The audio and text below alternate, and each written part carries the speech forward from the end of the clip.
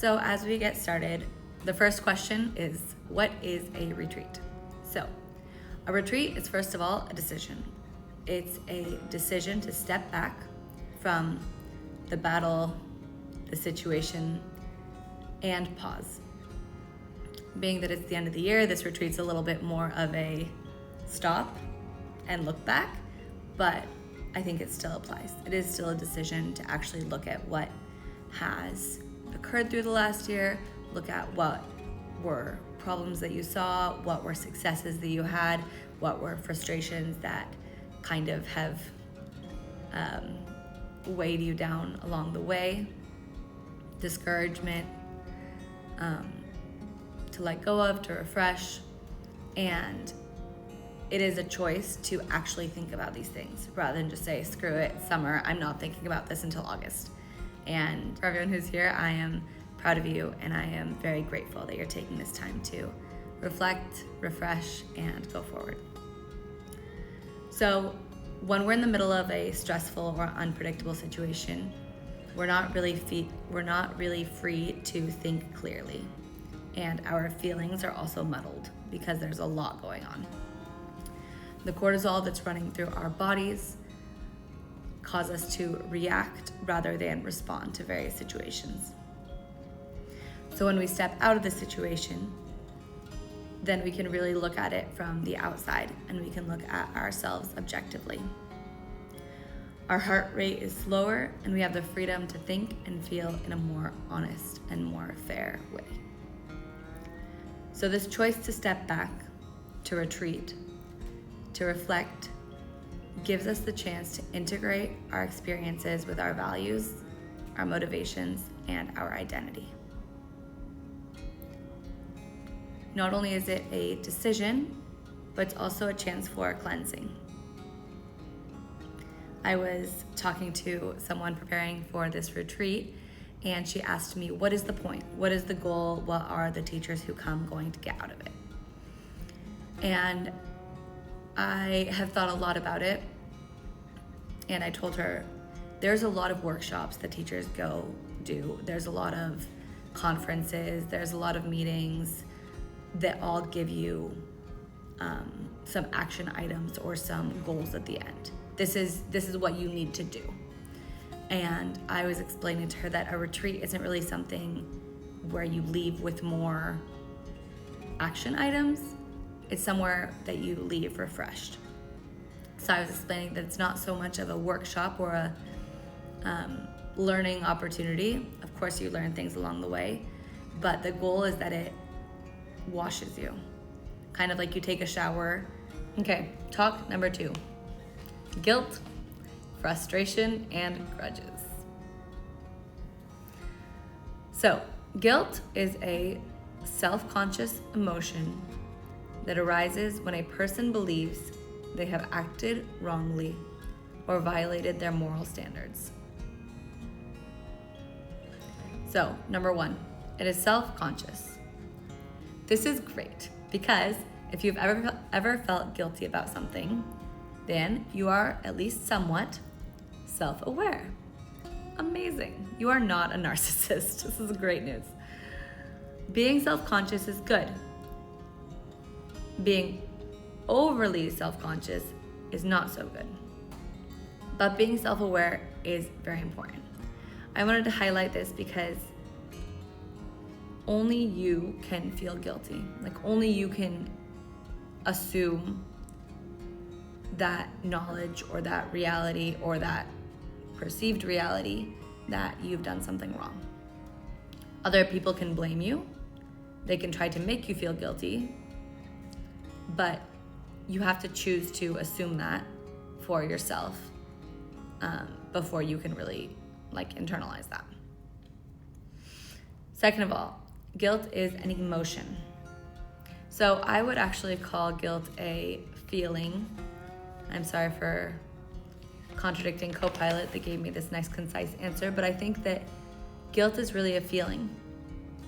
I spent 2 years trying to understand the difference between emotions and feelings because I was always told that I was very emotional. So I was trying to understand, what does that mean? And what I came to understand, an emotion is something that happens to you. So it was traditionally also called a passion. So it's something that happens to you. It's a bodily reaction to an outside event. For example, when the cops are behind you with their lights on and flashing, at least for me, it creates this pit in my stomach. And I am afraid and I don't know what's going to happen. I mean, I know I'm in trouble, so I know that's not great. But this like feeling in you, this like physical reaction that is involuntary. So that pit in my stomach, voluntary. So that pit in my stomach, that's an emotion. That's what like fear feels like, or stress or anxiety or whatever. A feeling, however, is a reaction to a thought. So I feel loved when I think about the sacrifices that my husband makes so that we can have the things that we have. So feeling is kind of like a emotion in your brain rather than an emotion in your body.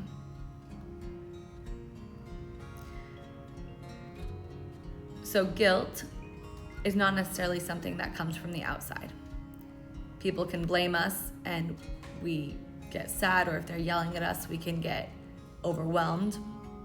But that guilt is when we perceive that something we've done is wrong, and then we basically accept it as true.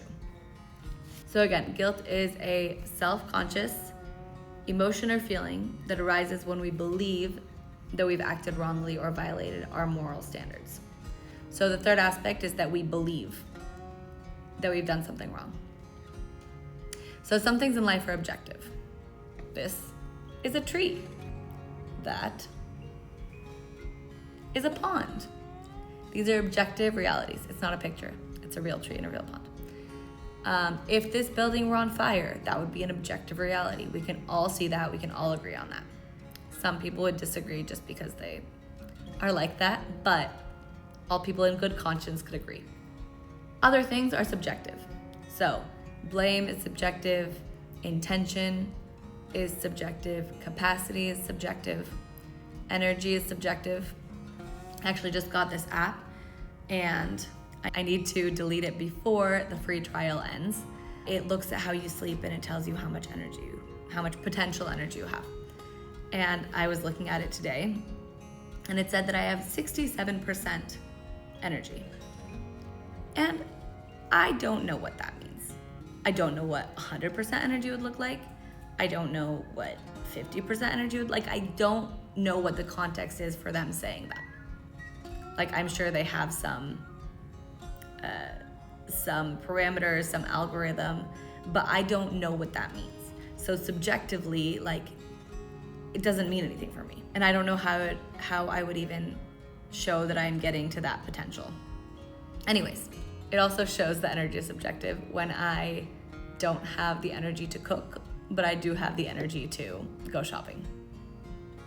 So put in the comments something that you usually have the energy for or that you never have the energy for. But to feel guilty, we have to believe that we've done something wrong.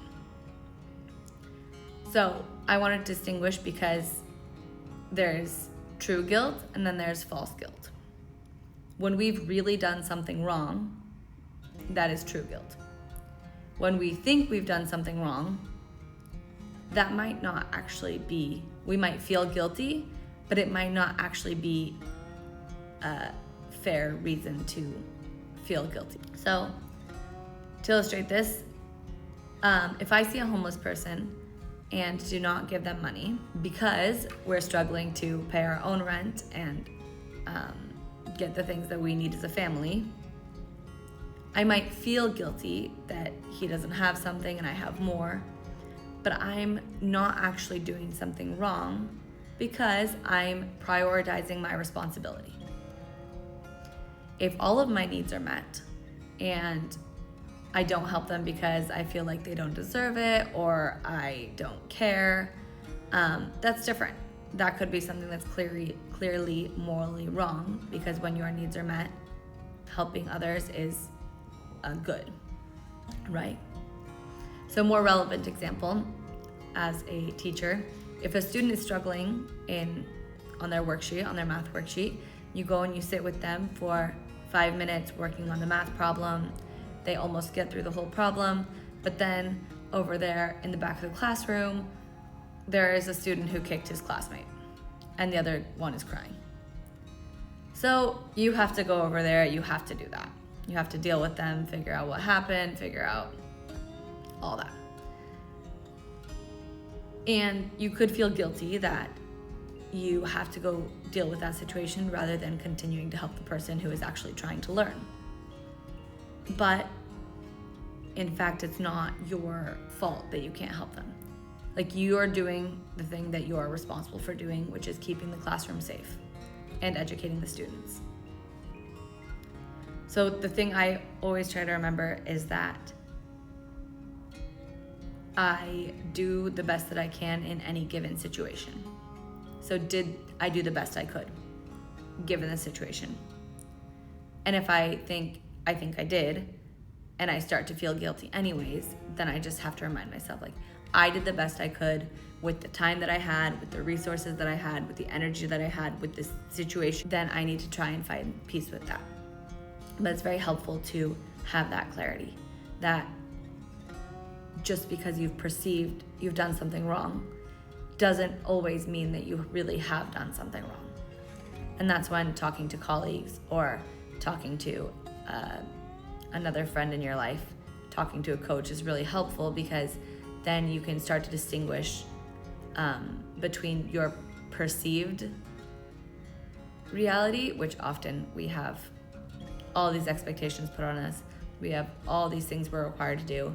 And so we feel like not being able to do them is our fault, that we're not doing good enough, because we've internalized that from people saying, it's your fault. You need to be able to do that. You need to be able to control the classroom. You need to be able to make sure each one of the students are getting to their maximum potential. You need to make sure the classroom is safe. But that doesn't necessarily mean that our lack of success in doing those things is something we need to feel guilty for. So let's stop there for some questions for you to be able to reflect. I suggest spending probably 30 minutes thinking about these questions. You can go for a walk. You can go make a cup of coffee and think about it. But think about these few questions. So number 1, what stood out from the talk? What stood out to me from all of this last 15 minutes? Number 2, when have I felt guilty? Was that a false guilt, or was there really a poor choice made on my part?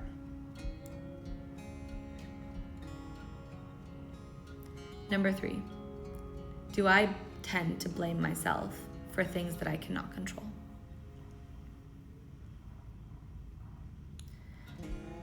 And number 4, is there anything I really did do wrong in the last year that I need to ask for forgiveness?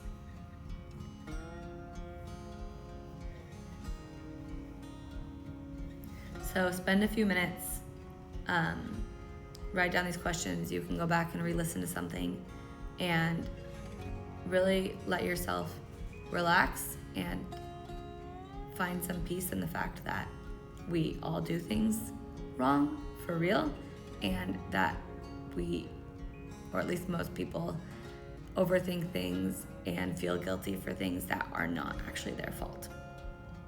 So take a few minutes, sit with that, and you can drop your comments in the comments below.